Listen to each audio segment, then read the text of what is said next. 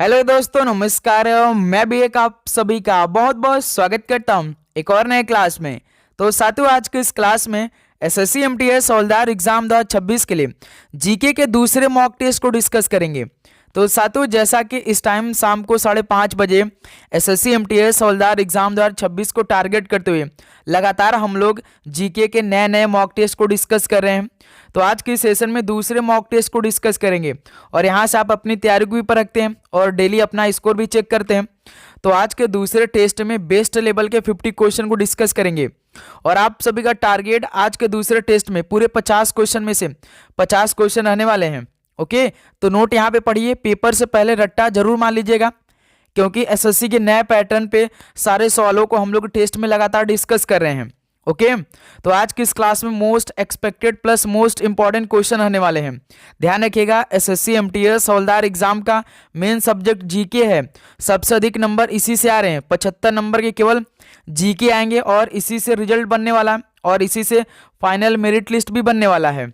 Okay, तो ध्यान रखिएगा, आपको अधिक से अधिक स्कोर करना है जीके पोर्शन में। ठीक है, तो आज की इस क्लास में आप अपना स्कोर भी चेक करिएगा। लगातार जो हमारा टेस्ट हो रहा है उसमें हम आपको डेली टारगेट दे रहे हैं। तो आज की इस क्लास में पूरे 50 क्वेश्चन में से 50 क्वेश्चन का टारगेट रहने वाला है।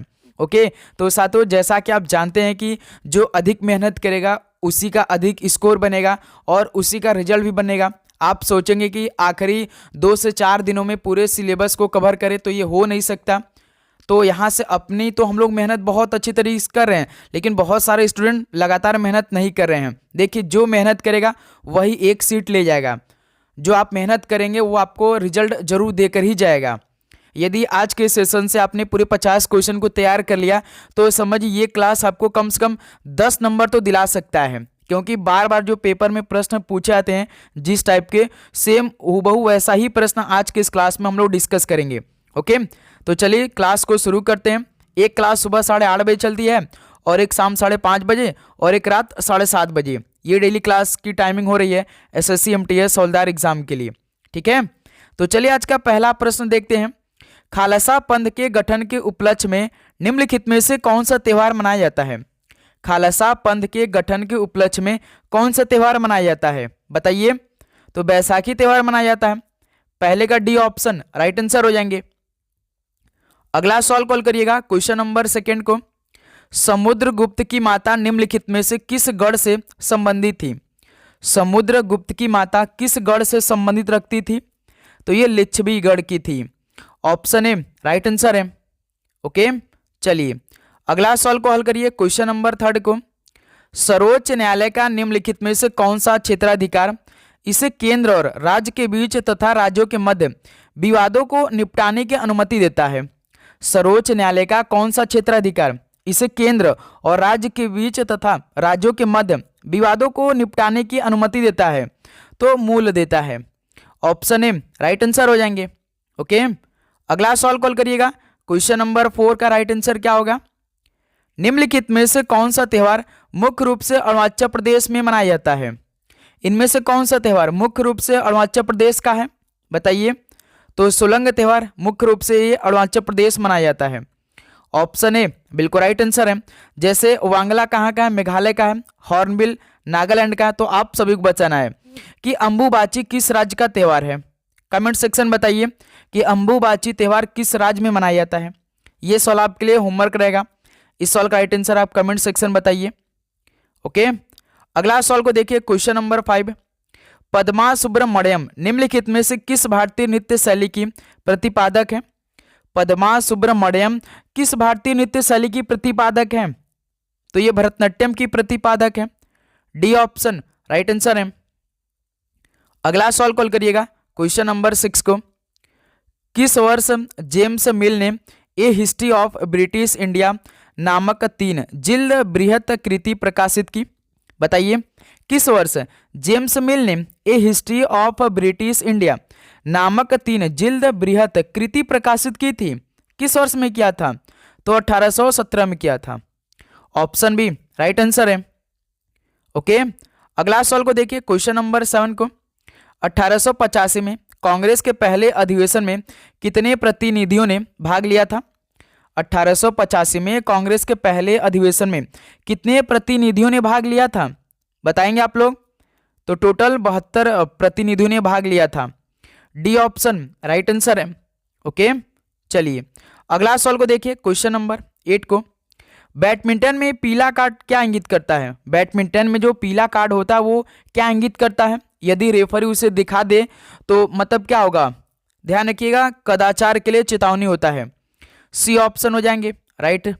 ओके, चलिए अगला सवाल कॉल करिए। तो साथियों आगे बढ़ने से पहले आप सभी लोगों के लिए यानी एसएससी एमटीएस एग्जाम 2026 के लिए जो मेन सब्जेक्ट है जीके जीएस करंट अफेयर और एक इंग्लिश, तो पूरे 40 टेस्ट हमने आपके लिए प्रोवाइड कर रहे हैं भाई। और इस टेस्ट में पूरे 1000 क्वेश्चन होंगे। यदि आप लगातार अपने पेपर से पहले ये पूरे 40 टेस्ट को लगा लिया तो समझ आपकी तैयारी A1 की हो जाएगी बहुत अच्छी तरीके से। जो आपका एसएससी के नए पैटर्न पे सवाल पूछे जा रहे हैं इंग्लिश, जीके, जीएस और करंट अफेयर, तो ये पूरा क्वेश्चन इस टेस्ट में हम प्रोवाइड करेंगे आपके लिए। और ये टेस्ट मात्र आपके लिए 50 रुपीज का है, ध्यान रखिएगा।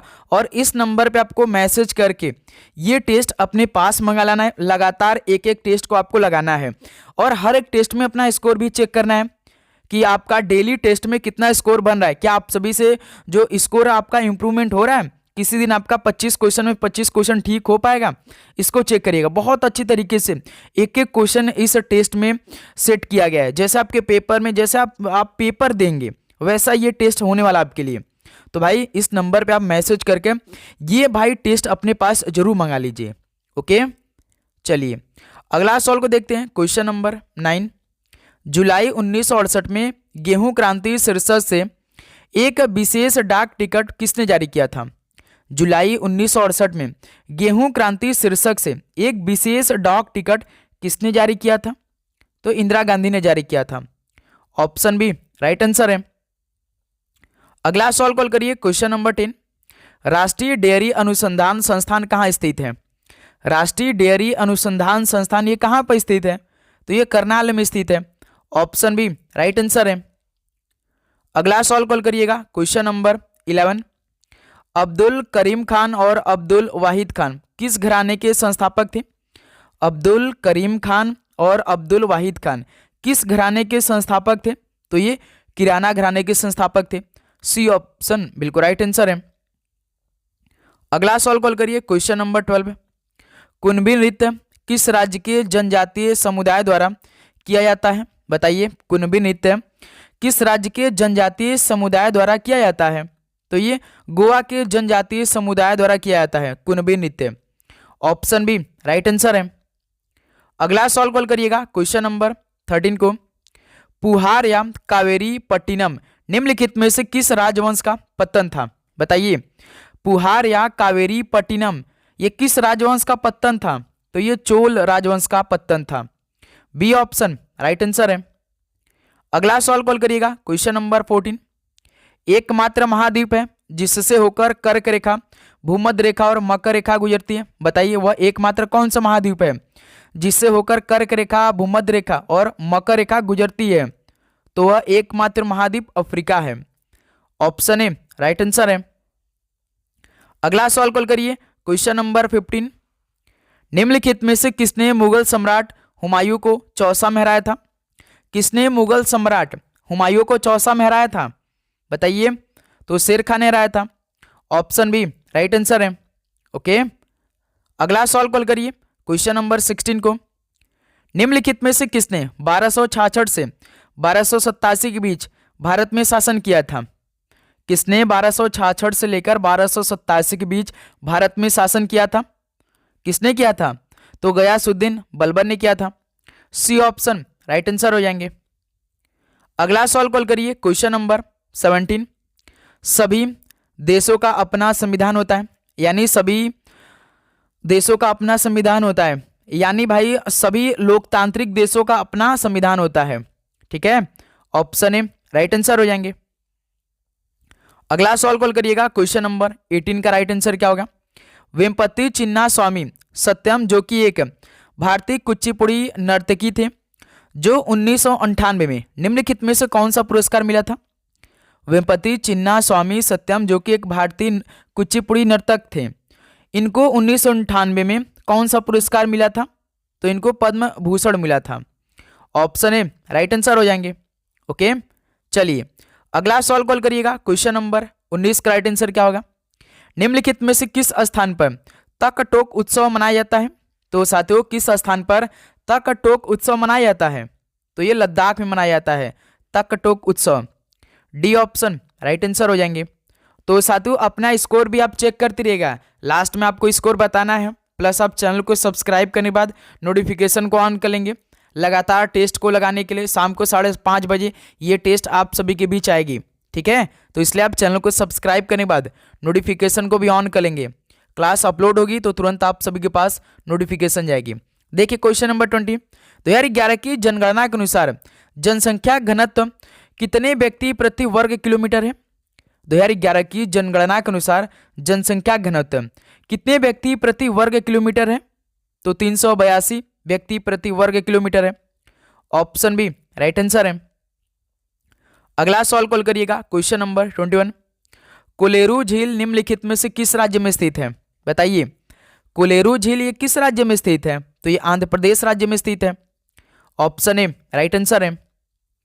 अगला सवाल कॉल करिएगा। क्वेश्चन नंबर 22 को, टेनिस में जब प्राप्तकर्ता ड्यूस के बाद अगला अंक जीतता है तो स्कोर क्या होता है? बताइए टेनिस में जब प्राप्तकर्ता ड्यूस के बाद अगला अंक जीतता है तो स्कोर कितना हो जाता है? तो स्कोर एडवांटेज आउट हो जाता है। बी ऑप्शन राइट आंसर हो जाएंगे। ओके, चलिए अगला सवाल कॉल करिएगा। क्वेश्चन नंबर 23, देखनी किस भारतीय राज्य से संबंधित एक लोक नृत्य है? बताइए देखनी किस भारतीय राज्य से संबंधित एक लोक नृत्य है? तो ये गोवा राज्य से संबंधित है। ऑप्शन बी राइट आंसर है। अगला सवाल को देखिए। क्वेश्चन नंबर 24, बक्सर का युद्ध किस वर्ष में लड़ा गया था? बक्सर का युद्ध किस वर्ष में लड़ा गया था? वर्ष 1764 में लड़ा गया था बक्सर का युद्ध। ऑप्शन बी राइट आंसर हो जाएंगे। अगला सवाल कॉल करिएगा। क्वेश्चन नंबर 25 को, किस राजवंश की कांस्य मूर्तियां लुप्त मोम तकनीक का उपयोग करके बनाई जाती थी? किस राजवंश की कांस्य मूर्तियां लुप्त मोम तकनीक का उपयोग करके बनाई जाती थी? तो चोल वंश की। ऑप्शन ए राइट आंसर है। अगला सवाल कॉल करिएगा। क्वेश्चन नंबर 26 को, निम्नलिखित में से किस पर्वत श्रृंखला में नवीन वलित पर्वत है? बताइए किस पर्वत श्रृंखला में नवीन वलित पर्वत है? तो ये आल्प्स पर्वत श्रृंखला में है। Okay, option B right answer हो जाएंगे। अगला सवाल कॉल करिए तो क्वेश्चन नंबर 27 को, बंगाल में पहली इंग्लिश फैक्ट्री किस वर्ष में हुगली नदी के तट पर स्थापित की गई थी? बताइए बंगाल में पहली इंग्लिश फैक्ट्री किस वर्ष में हुगली नदी के तट पर स्थापित किया गया था? तो वर्ष 1651 में हुगली नदी के तट पर स्थापित की गई थी बंगाल में पहली इंग्लिश फैक्ट्री को। बी ऑप्शन राइट आंसर है। चलिए अगला सवाल कॉल करिए। क्वेश्चन नंबर 28 को, काशी यात्रा योजना किस राज्य की सरकार द्वारा शुरू की गई थी? काशी यात्रा योजना किस राज्य की सरकार द्वारा शुरू की गई थी? तो ये कर्नाटक की सरकार द्वारा शुरू की गई थी काशी यात्रा योजना। बी ऑप्शन राइट आंसर हो जाएंगे। ओके, नेक्स्ट अगला सवाल कॉल करिएगा। क्वेश्चन नंबर 29 को, थाईपुसम उत्सव भारत के किस राज्य में मनाया जाता है? बताइएगा थाईपुसम उत्सव भारत के किस राज्य में मनाया जाता है? तो ये तमिलनाडु राज्य में मनाया जाता है। ऑप्शन बी राइट आंसर हो जाएंगे। अगला सवाल कॉल करिएगा। क्वेश्चन नंबर 30, किस घटना के बाद महात्मा गांधी ने असहयोग आंदोलन वापस ले लिया था? बताइए किस घटना के बाद महात्मा गांधी ने असहयोग आंदोलन को वापस ले लिया था? आप सभी को याद होगा चौरी चौरा घटना के बाद महात्मा गांधी ने असहयोग आंदोलन को क्या कर लिया था? वापस ले लिया था। ऑप्शन ए राइट आंसर हो जाएंगे। अगला सवाल कॉल करिएगा। क्वेश्चन नंबर 31 को, कुचिपुड़ी नृत्य शैली की उत्पत्ति भारत के निम्नलिखित में से किस राज्य में हुई? कुचिपुड़ी नृत्य शैली की उत्पत्ति भारत के किस राज्य से हुई थी? ये आंध्र प्रदेश से हुई थी कुचिपुड़ी नृत्य शैली की उत्पत्ति। बी ऑप्शन राइट आंसर है। जैसे केरल का फेमस कौन सा है? कथकली है। उत्तर प्रदेश का कौन सा है? कथक है। और असम का बिहू। बिहू में तो इसे नृत्य के रूप में भी मनाया जाता है प्लस त्योहार के रूप में। अगला सवाल को देखिए। क्वेश्चन नंबर 32, भारत के संविधान का अनुच्छेद 20 किससे संबंधित है? भारत के संविधान का अनुच्छेद 20 ये किससे संबंधित है? तो अपराधों के लिए दोष सिद्धि के संबंध में संरक्षण से संबंधित है भारत के संविधान का अनुच्छेद 20। सी ऑप्शन राइट आंसर है। नेक्स्ट अगला सवाल कॉल करिएगा क्वेश्चन नंबर 33 को। भारतीय संविधान का कौन सा अनुच्छेद सिक्किम राज्य के संबंध में विशेष प्रावधानों से संबंधित है? भारतीय संविधान का कौन सा अनुच्छेद सिक्किम राज्य के संबंध में विशेष प्रावधानों से संबंधित है? तो अनुच्छेद 371 एफ है। डी ऑप्शन राइट आंसर है। अगला सवाल कॉल करिए क्वेश्चन नंबर 34। नीति आयोग का पदेन अध्यक्ष कौन होता है? नीति आयोग का पदेन अध्यक्ष कौन होता है बताइए? प्रधानमंत्री साहब होते हैं नीति आयोग के पदेन अध्यक्ष। सी ऑप्शन राइट आंसर हो जाएंगे। ओके, अगला सवाल कॉल करिए क्वेश्चन नंबर 35। लिग्नाइट के प्रमुख भंडार नैवेली में है जो कि किस राज्य में स्थित है? लिग्नाइट के प्रमुख भंडार नैवेली में है, किस राज्य में स्थित है यह? तो ये तमिलनाडु राज्य में स्थित है। बी ऑप्शन राइट आंसर हो जाएंगे।